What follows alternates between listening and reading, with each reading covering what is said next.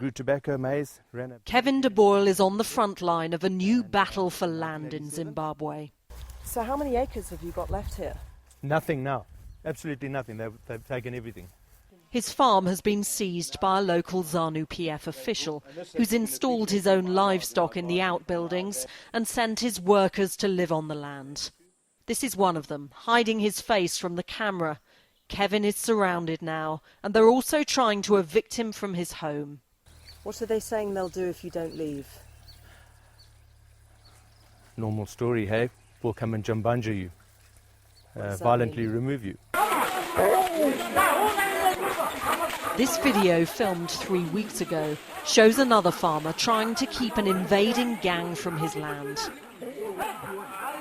There are threats, and then they turn on him with sticks. 80 farms have been seized like this year.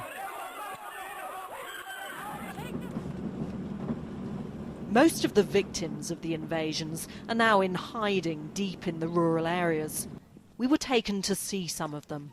Scores of farm workers and their families dumped by the road, homeless after an army general seized a white-owned farm last week. And these were soldiers? Yes, they are real soldiers. In uniform? In uniform. And you were beaten? Yes. And your friends here were beaten? We were all beaten then. The women were also attacked. Most of the cases were attempted rape. Ladies were being entered into their rooms while they were naked, and they will end up screening for help. So, attempted rape? Yes, so most of the time rapists will end up failing to rape them, but we were seeing them being naked and trying to grabbing and handling their private parts. This is happening across Zimbabwe now. 60,000 farm workers have been forced out of their homes and jobs since the start of the year. Their crime, not only working for white farmers, but supporting the opposition MDC.